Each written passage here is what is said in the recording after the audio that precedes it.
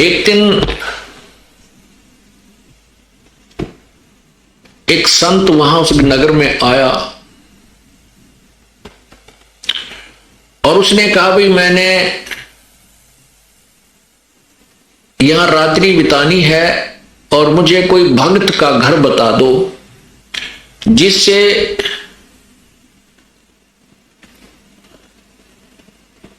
मेरा जो है भक्ति कर्म ना बिगड़े, मैं अपना साधना भी कर लूं उस भगत के घर बैठ के और मुझे 2 रोटी भी मिल जाए। तो उस संत को गांव के कुछ नगर के निकम्मे से व्यक्ति मिल गए। वो कहने लगे बाबा जी साधु संत तो नगर से बाहर रहा करते हैं और जिस प्रकार के आप भगत चाहते हो वो हम बताते हैं। वो सामने इधर चले जाओ, ये रास्ता जा रहा पगडंडी सी और वहां एक भक्त रहता है बाहर, सह परिवार वहां रह रहा है, आप वहां जाओ। अब महात्मा उस संत ने सोचा भी बिल्कुल सही बात है, जंगल से भगत तो बाहर है तो और अच्छी बात है। तो वो चला गया वहां, साधु वहां चला गया और वहां वो बहन जो अजामेल की पत्नी थी गणिका, वो घर पे थी। साधु ने आवाज लगाई, नमो नारायण किया तो वह लड़की बाहर आई कि आज कौन आ गया इधर। और पुण्यात्मा ठीक है, वर्तमान में कोई भी प्राणी कितनी ही गलती कर सकता है, लेकिन उसके पूर्व जन्म की कोई पुण्य कमाई होती है। वो साधु संत या सत्संग के विचार सुनने से वो अवश्य अंगड़ाई लेती है, वो एकदम उभर कर आती है। ये कौन थे अजामेल और जो गणिका वो वैसा वो कौन थे, ये पूर्व जन्म में दोनों साधक थे। वो भी वैरागिणी थी और ये अजामेल भी वैराग लेकर के बाहर भक्ति के लिए, जैसा भी इनको मालूम था अपनी उस परमात्मा के नाम की, जैसा जिस संत ने कोई बताया था वो साधना शास्त्र विरुद्ध भी ये कर रहे थे। जैसे ओम नाम की साधना तो शास्त्र अनुकूल है और अन्य जो साधना ये करते थे वो शास्त्र विरुद्ध है, जैसे तप वगैरह। लेकिन दोनों की, जैसे किसी ने भांग बीज दी वो भी फल लगेगा और कणक बीज लिया उसका भी फल लगेगा। दोनों इकट्ठी डबोली तो भी भांग का पौधे के अलग बीज फल लगेंगे और कणक गेहूं के अलग लगेंगे। तो ऐसे साधना ये करते हैं, उनका दोनों का सबका फल उनको मिलता रहता है। जैसे तप करते हैं उससे राज भी होता है और सिद्धियां भी आ जाती है, लेकिन मोक्ष नहीं हो सकता इनसे। तो इस प्रकार वो पिछले जन्म में साधना किया करते थे, साधक थे। और जो अजामेल अब बदनाम हो रहा था, ये पूर्व जन्म में ऐसे ही एक साधक था, हठ योग करता था। और ये हठ योग करते करते इसने अभ्यास कर रखा था समाधि लगाने का। समाधि क्या होती है आपको पहले भी कई बार बताया है कि इस शरीर के अंदर, हमारा शरीर जो है ये एक टेलीविजन समझो, और इसमें चैनल बने हुए हैं, जैसे मूल कमल, स्वाद चक्र, नाभि कमल, हृदय कमल, कंठ कमल, त्रिकुटी कमल, सहस्रार कमल। और इसमें जिसका भी जो चैनल ऑन हो गया पूर्व जन्म की कमाई से, और जैसे हठ योग से समाधिस्थ होने की चेष्टा जो करते हैं, वो न जाने कौन से कमल में कौन सा टेलीविजन का चैनल ऑन हो जाता है उनका, फिर उसको बार बार देखने का इंटरेस्ट बन जाता है। उसमें ऊपर के इस ब्रह्मांड में जैसे ये कहीं ग्रह चल रहे हैं, इनकी बड़ी अच्छी स्पीड नजर आती है, ऊपर की तरफ और बड़े बड़े पहाड़ हैं, स्वर्ग हैं, पता नहीं क्या क्या वहां उछल कूद होती है, नाच गाने ऊपर चल रहे हैं, तो वो सब दिखने लग जाते हैं।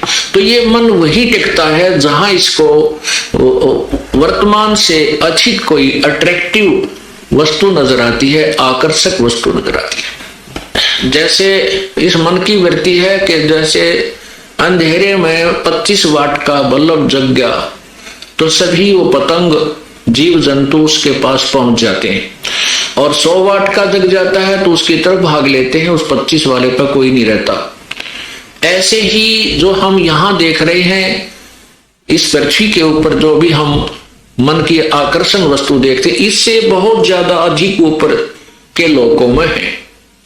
जैसे आपने मार्कंडे ऋषि और उस इंद्र की पटरानी की वार्ता सुनी, तो यहाँ जो इंद्र लोक की सबसे खूबसूरत औरत आकर के मार्कंडे ऋषि के सामने डांस कर रही थी, लेकिन मार्कंडे ऋषि की समाधि ब्रह्मलोक के उस बड़े होटल की नाच गाने देख रहा था वहां बैठा।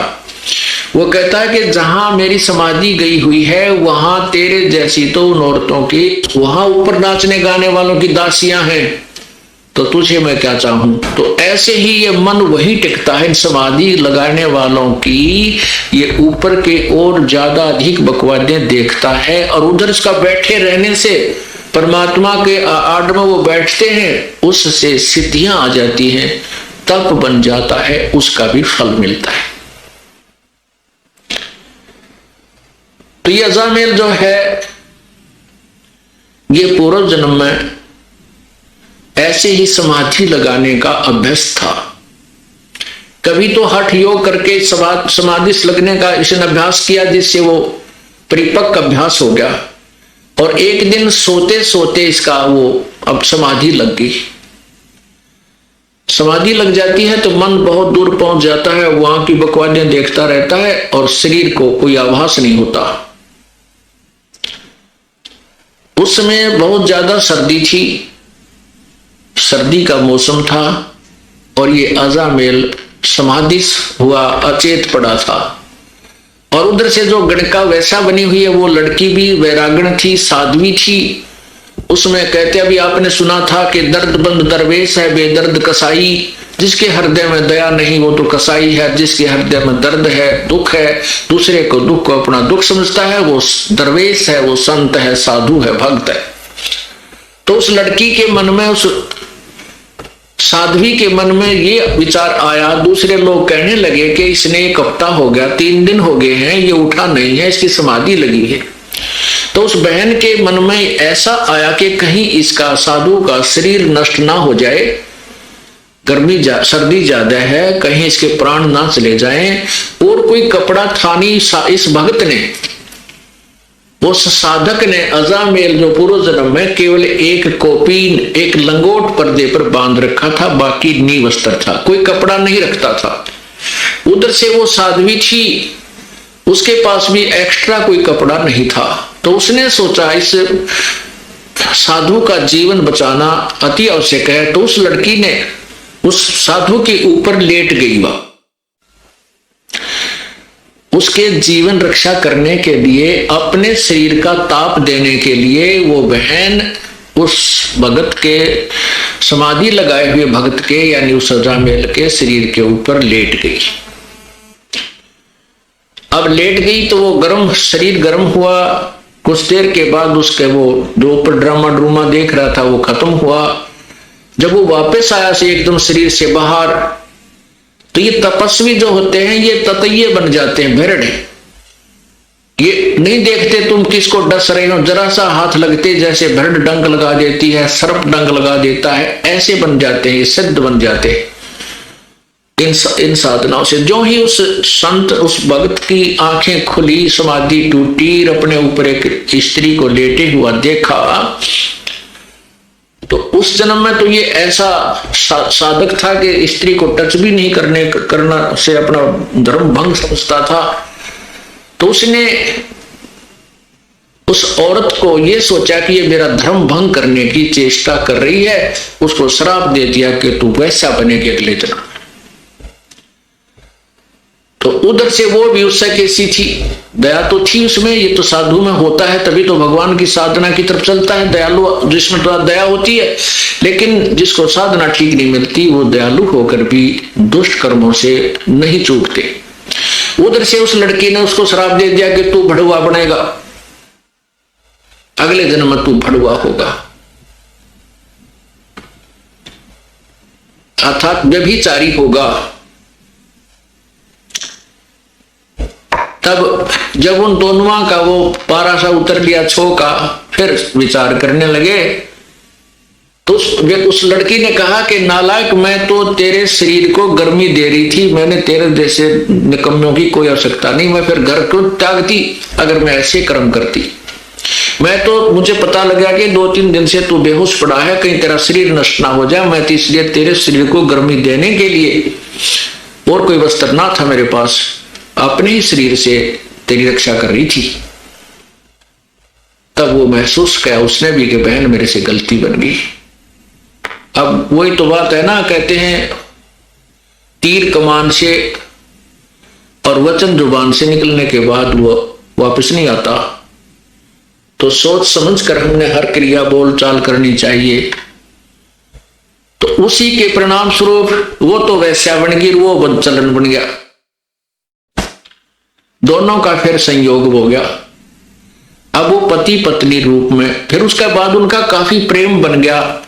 जैसे जब उन्होंने पता लगाया था कि उस भक्त ने भी पता लगा कि तू कुर्बान थी, तेरा शरीर की रक्षा की, तो उनका आपस में बहुत ज्यादा लगाव बन गया, आपस में प्रेम बन गया, एक दूसरे ममता बन गई। बिल्कुल वो उस जीवन में ब्रह्मचारी रहे और बिल्कुल ठीक रहे। लेकिन वो ममता जो आपस में, युकाल का तो जाल बड़ा भयंकर है, वो आपस में मोह फंसा रहा। उस मोह ने ये फिर कट्ठे लपेट दिए, अगले जन्म में ये पति पत्नी बना दी, और साथ में वो वैश्या बन गई और अजामेल बन गया, ये बदचलन बड़ुआ। अब वो साधु वहां संत पहुंचा उसके द्वार पे, तो वो लड़की जो गणका बड़ी हुई थी वो एकदम बाहर आई कि हमारे द्वार पर नमो नारायण करने वाला कौन आ गया। तो गाली देने वाले तो वैसे कहा जाते थे, और आज ये परमात्मा का नाम उच्चार करने वाला कौन आ गया। एकदम वो बाहर आई और कहते हैं पिछले जन्म की जो साधना की हुई होती है, वो भक्त आत्मा मनुष्य जीवन से जब आते हैं तो शीघ्र भक्ति पर लग जाते हैं।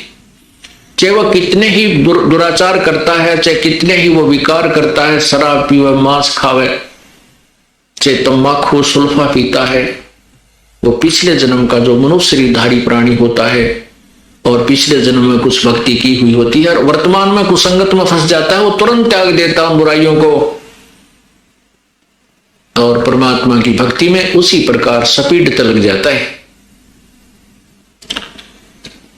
अब उस भक्तनी ने बाहर आते ही ऋषि के चरण दिए और कहा, जो हमारे कौन सा पुण्य उदय हुआ, हमारे द्वार पर साधु संत आए हैं, आओ जी बैठो जी। अब साधु ने संत ने सोचा भी कति ठीक ठिकाना आ गए तो बहुत भगवान आत्मा मिल गई और बहुत ही अच्छे भक्त मिल गए। अब अंदर जब पहुंचा तो उसने एक चारपाई थी जिसी घर पे, वो उस पे बिछा दिए सुंदर कपड़े धोए धाए, साधु बैठ गया दच के उस चारपाई के बीच में। दोपहर के बाद का समय था, 2-3 बजे 4 बजे, और वो अजामेल गया हुआ था जंगल में शिकार खेलने, शिकार लेने के लिए। कोई मर्ग, कोई पशु पक्षी मार के लिया करता डेली और हाथ तक काट के शराब पिया करता वहां जंगल में बना करके मदिरा। तो वो आया, उसने क्या कर रखा कि कंधे पे लठे और लठ के अंदर एक वो टांग रखा हिरण मार के, और आते ही वो पटक दिया आंगन में। जड़ महात्मा बैठे थे उसका साथ में ही, और नो पटक, जब नो ना देखा महापुरुष बैठा सामने, उसने आते ही दुखी सा हो रहा था, कहा ले भगवान तो सारा दिन में एक का पाया, सारा दिन लग गया, एक ही मर्ग मिला, बड़ी मुश्किल से हाथ लग गया। अब जब उसने वो मर्ग वहां पटकिया तो वो साधु की नजर गई, भाई के खुड़का होगा, कौन बोला। जब उस संत ने देखा रही तो भाई कुकर्मी आदमी है, कौन आ गया इनके भक्तनी के घर में, मांस ये मर्ग मार रखा इसने। तो उस लड़की से पूछा, बेटा ये कौन है, कौन आ गया तेरे घर में। वो कहने लगी थी, ये भगत जी है आपका, ये आपका सेवक है, बाबा जी ने ठा लिया जोड़ा जब अड़ कसूर गलत जगह आ गया भाई, तू तो ये किसा सेवक मर्ग मार के ला रहा